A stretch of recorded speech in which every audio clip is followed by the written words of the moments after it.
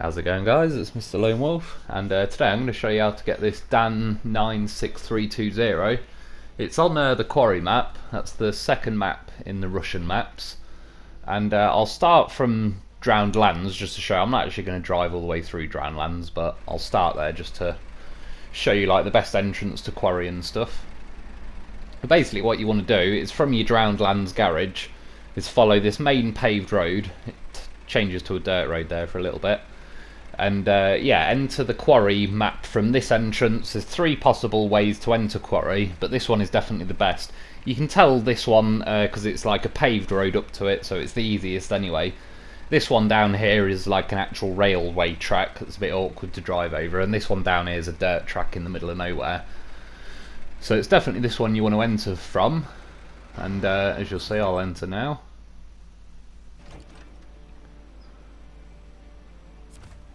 And then from here, I'm going to be in like the top right hand corner of the quarry map.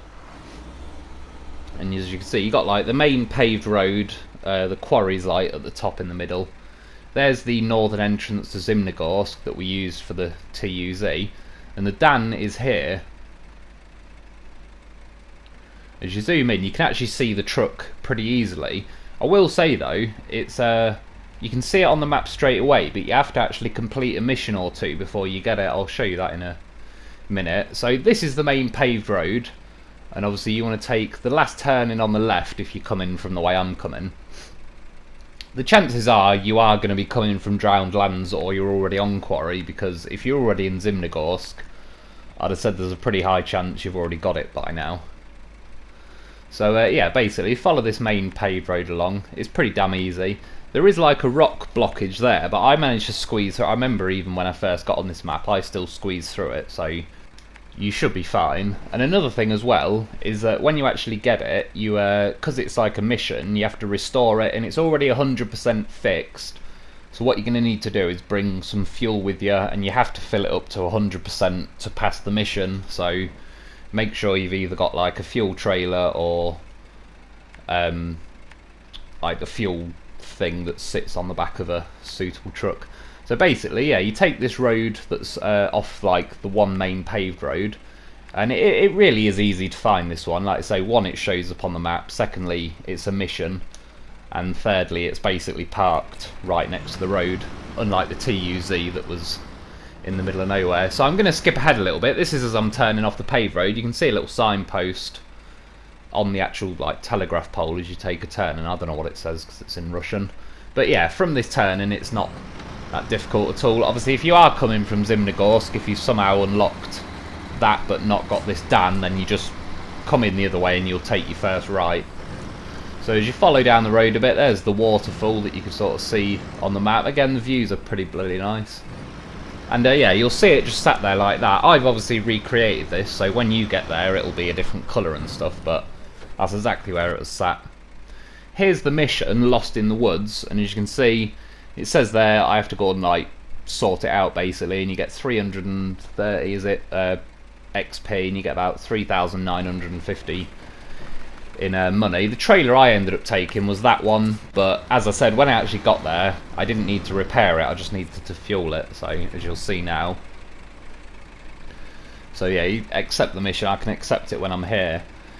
When you actually first get to quarry, like I say, this mission isn't unlocked. You've got like a service area on quarry that I believe you have to take some stuff there first, and once you've unlocked that service area, it'll give you the option to find this.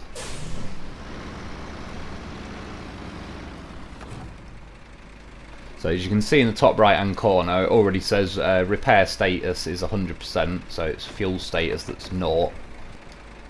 And to fill it up is 350 litres, so just make sure you bring something that's got at least 350 litres, even a little scout fuel trailer will be fine. This is it when I originally found it, when you started it, that's the colour it is. It's got like slightly different wheels and stuff on it. So this is it. Now I'm back at the garage. I've recovered it. Because I've already been on Zimnogorsk, it recovered me to the Zimnogorsk garage. So as far as customisations go, you got the engine is the first one. You obviously start with your basic engine. You got two other options. The best engine to get is this last one. It's like the KZGT8 530T.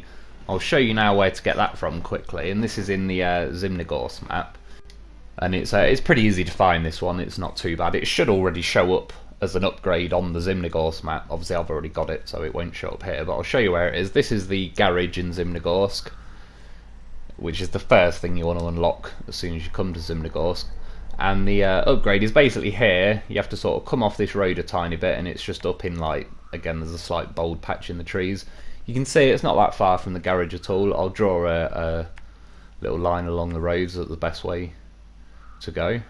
That's the entrance if you come in from the quarry to Zimnegorsk. So as you get to here, there's kind of a rock cliff, and then there's like a little gap in the rocks where there's a road that cuts off to the left.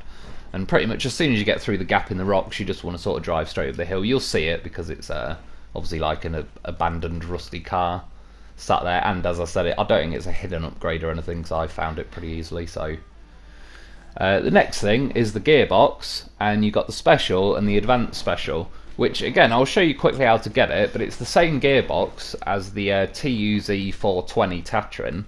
It's the same gearbox as quite a few things, so I'll show you quickly just how to get it again. It's on Pedro Bay, and from the entrance of Pedro Bay it's here, which is next to this factory, and again there's like a little bold patch in the trees, and it's just off to the right of the road. When I do some other vehicles, by the way, I'm probably not going to show you every upgrade location in as much detail, but the TUZ420 only had one upgrade and this has only got two, so it's really not too bad. So I've just put this back in quickly, just in case some of you guys haven't been on Pedro Bay yet, just to show you how to get the advanced special gearbox. As I say, it's not too bad, it's pretty easy to find again. There's that bridge, as I said before, might be out, but you should be able to drive through the water, or as you'll see in a second in the top of the screen, you can kind of cut along the edge of the trees and there's like snowy stuff over the river that you can drive over. By the way, this upgrade though is more of a hidden upgrade. It never actually shown up for me, it was just when I turned, just as I was exploring the map, it suddenly popped up. So yeah, that's where it is though. It's easy enough to find because it's pretty near that garage. So next upgrade, or lack of should I say, is suspension. There's no raised suspension. As for tyres, there's not too much choice. They're all 51 inch. You've got an all-terrain, two sorts of off-road, one mud tyre and one chained tyre. Because I was on Zimnegorsk, I personally just went for the mud tyre, but I'll probably bang the chained ones on if I go to Alaska. As for the winches, there's four options. That double motor winch is the one I put on originally. Spare wheel you can put on, and frame add-ons, you've got crane, flatbed, van body, fuel trailer thing, a sort of sideboard flatbed, and you've got the saddle high and the saddle low, so it can take all kinds of trailers. As for visuals, you've got these different types of exhaust. To be honest, the list goes the opposite way, but the bottom one is stock. You can see there's just a little pipe sticking out behind the wheel. If you actually want to put a proper exhaust on, these are your three options. I've not put one on yet. To be honest, I keep trying to save a bit of money up. I keep blowing my money on everything. And I'm trying to save up and buy some of the different trucks. Yeah, as for the rooftop stuff, it's just beacons. There's an aircon unit. There's the twin horns and whatnot. And then lastly, I put it on, there's that light bar across the top that's got like the three white circle lights and the two rectangle ones. As for front bumpers, there's only three. There's that one. I don't really like. I've put that one on personally, it looks pretty meaty, and you got that little thing as well that just goes in the middle. The main problem with this truck, I'll do the review video separate, but the front, it's got like a big fat chin that overhangs too far. Anyway, as for rims, it's only got two lots of rims, and then if you come into visuals, again as normal, it's the same colours as you get with every other truck. I like that as you scroll sideways through the colours, it automatically jumps down to the next row. Anyway, the kind of different camo option, not really camo on this, but you got the two-tone red, you got this one that's a two-tone blue, you got this one that's kind of orange and beige, you got this one which is the one I've got on, which is yellow and black, and they've all got like a little line separating them, and then you got this one that's white and green. I think that's how you find it. It doesn't look too bad, but I prefer that one.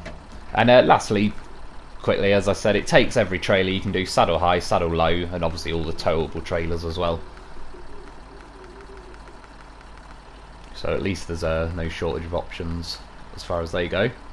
So yeah, that's about it for today. Like I say, I'll do the review video separate and show you a bit of gameplay and stuff. I'm not as keen on it, to be honest. Certainly not compared to the TUZ.